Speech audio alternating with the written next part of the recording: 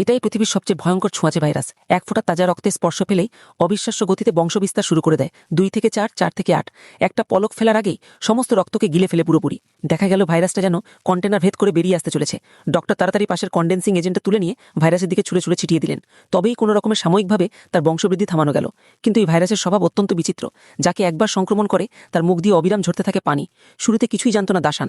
কোনো প্রতিরক্ষা ছাড়াই সে গিয়েছিল সংক্রমিত মৃতদেহ পরীক্ষা করতে। জানতেও পারেনি ঠিক তখনই ভাইরাসের ক্ষুদ্র কণা তার চোখ দিয়ে শরীরে ঢুকে পড়েছে। প্রথমে শুধু চোখ জ্বালা করছিল, কয়েক পা হাঁটতেই মাথা ঘুরতে লাগলো, তারপর সারা শরীর অবশ হয়ে এলো। চেয়ারে লুটিয়ে পড়ল দাসান। পরক্ষণে মুখ দিয়ে ঝর্ণার মতো ছুটতে লাগলো পানি। রেডসি দেখে আটকে উঠল। তৎক্ষণাৎ মেডিকেল টিমকে ডেকে পাঠালো। যখন ডাক্তাররা পৌঁছালেন ততক্ষণে দাসান অজ্ঞান হয়ে গেছে। তবুও তার মুখ থেকে থামছেই না জলের ধারা। শ্বাসরোধ ঠেকাতে ডাক্তাররা তার গলায় ছোট্ট একটা ছিদ্র করে দিলেন। সেখানে একটা টিউব ঢুকিয়ে দিয়ে জল বের করে নেওয়ার ব্যবস্থা করলেন। তারপর রক্ত পরীক্ষার জন্য সিরিঞ্জ দিয়ে রক্ত তুলতে গেলেন। কিন্তু যা বেরোলো তার রক্ত নয়, পুরোপুরি স্বচ্ছ নীলাভ সমুদ্রের পানি। এই মুহূর্তে ডাক্তারদেরও আর কিছু করার ছিল না। শুধু চোখের সামনে অসহায়ের মতো দেখতে হলো কিভাবে যন্ত্রণায় কাতরাতে কাতরাতে দাসানের মৃত্যু হলো।